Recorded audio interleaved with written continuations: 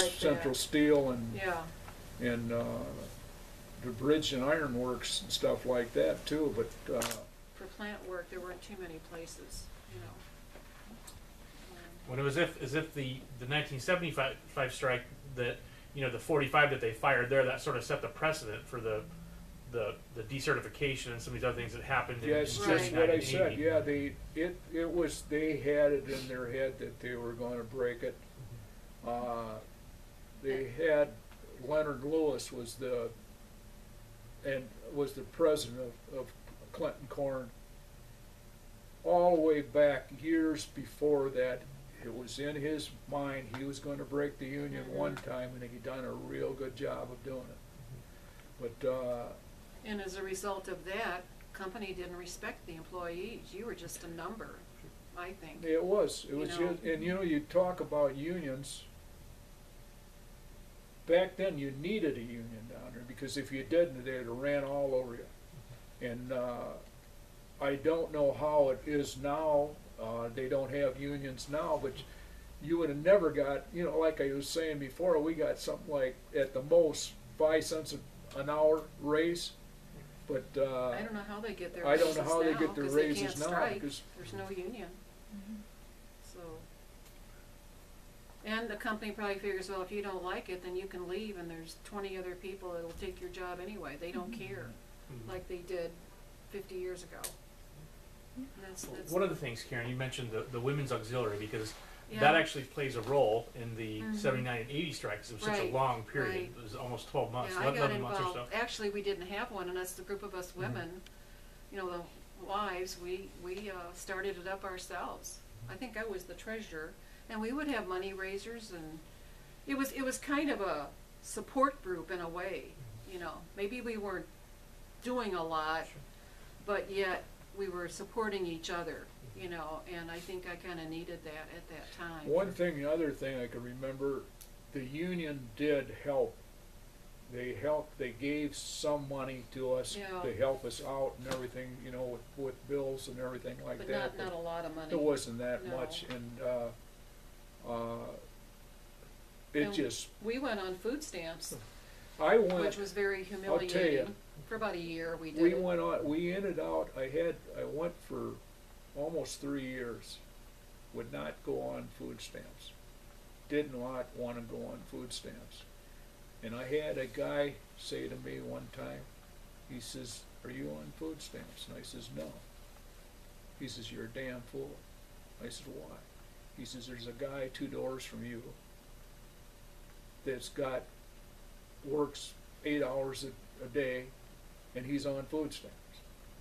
Well, we would go ahead and take that just to get by. We didn't, it's just, It helped. it helped and everything like this, but I had one friend that worked down there. He would go, you had a Cadillac, would pull up at the store, he'd walk in there with them tickets behind his back pocket, and he thought, all these years, I'm going to get some use out of this too. And he was on food stamp. But any way to make it. It was just that way. But we really didn't get help, very much We help didn't from get family, nothing. because We didn't get anything. It just. my mother was in St. Louis, my dad was gone then, and you had your mother, but they didn't have money, and we weren't going to ask. We just, Even church our church didn't even didn't help. it didn't help. I had one time it was really something. The church had, and I'll never forget this. The church had a bingo, and the priest says to me, he says, "Oh, you're going to have you want to work here?" And I said, "Well, I'm pretty busy." He says, "Well, you don't have anything else to do." That's what he said to me. He I says, don't "You think don't he have anything understood else what to we do." were going through. And I thought, you I just, I shook my head on it, but it's really, you get right down to it, I think was, for me, my wife and that, and family, was probably the best thing that ever happened to me. And I'm honestly gonna tell you this. If I ever, and I've already told her that, if anything ever happens to me, I don't want them to even put down that I work down there. In his obituary. Obituary. I don't want nothing to do with it. Do you think the union did everything in their power to help the workers, you know, at the end of the day? They or- did, but you gotta realize something. You can only do so much, and when you have money like Clinton Corn had, they had the very best lawyers that they could get. What are you gonna do? You know, they done the best they could What's, on it. And what was another thing that I can remember too, I went to court for the union about the business agent telling me that he wanted me to go at the end of the shift to this union meeting. And I can remember the union had me talk about what happened there and that. But it's, you know, it's past now and everything, but I don't think you and I have talked about this in no, we don't. 15 years Yeah. probably, so. You had mentioned the shift in kind of mood in the factory after that you heard after ADM took over. Did you see a shift in the mood of the community after the bigger 79 strike? Yeah, they had, if you look back, and you look back in the Herald and stuff like this, it was a lot of, you know, they just, you know, it's hard to explain, you know,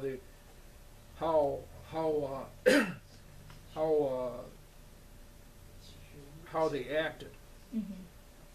They were very good to us. I had lots of friends, but like I said, you know. Oh, I remember it back then. Bingo was very popular, and our church had bingo, and we weren't there, but we heard about this. A friend of his mother's told us about it. That there was a woman sitting there, and they must have brought up our names, and you know, they knew he had lost his job, and they said, yeah, she goes around the kitchen with a hammer, you know, trying to beat him on the head because he's lost his job. And I thought, where do they get that at? So negative things were floating around like that, you know, that weren't true. And I guess this lady says, why don't you just shut up, you know? So. Which church was this that you guys? Well, You don't have to say it if you don't want. well, at that time it was called Sacred Heart, Okay. so. Larry, before you go, what were all the different jobs that you worked at during your time at Clinton Corn? I know you ended up at the Well, end of the there, process. see, Your in first there, job, when I was always like in the refinery.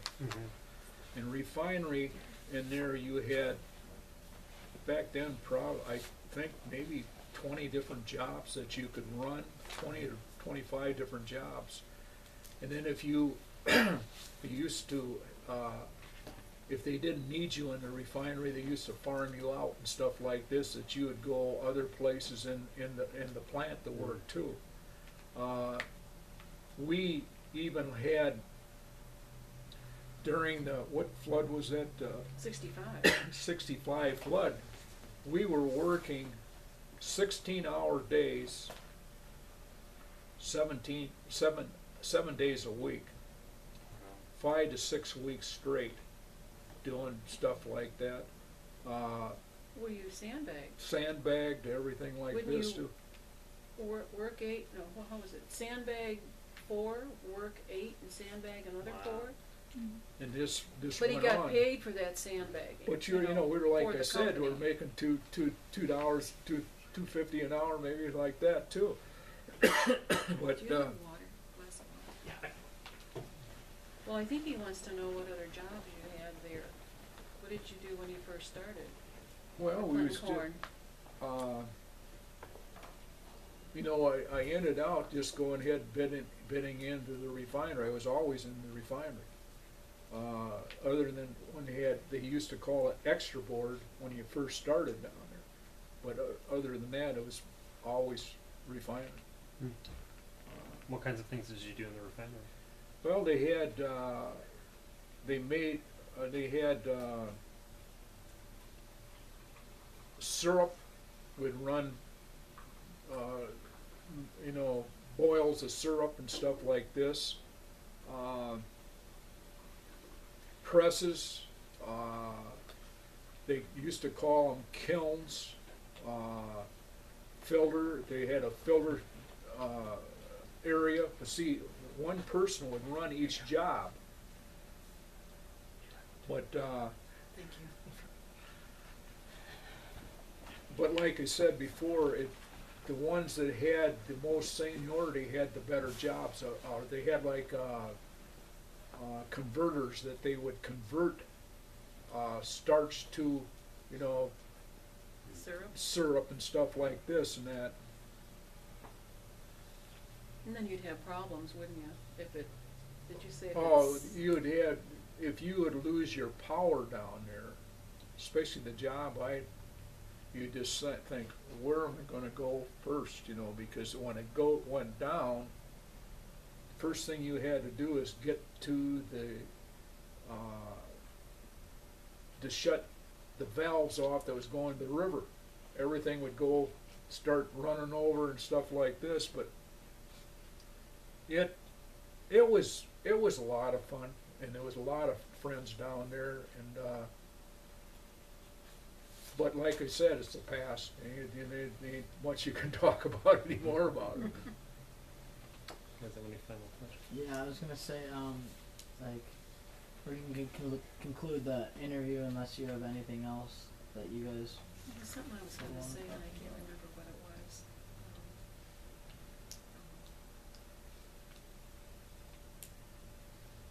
Do you think of anything? I don't think anything else, really.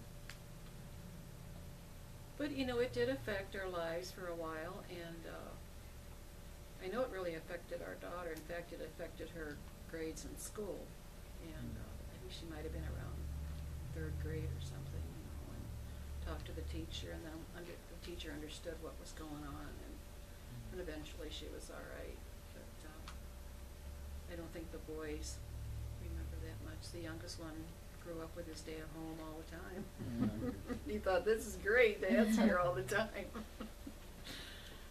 And I was able to go to a lot of events and stuff like that. See, I've got 4 children that was very, very, very good swimmers. So all of their sport we activities, he traveled. could always go, you know. I can remember going per week up 250 miles a week with Yeah. them, traveling with them, and I wouldn't have been able to do that if I'd have been working at Clinton Corn. You know, I'd done that afterwards and that, but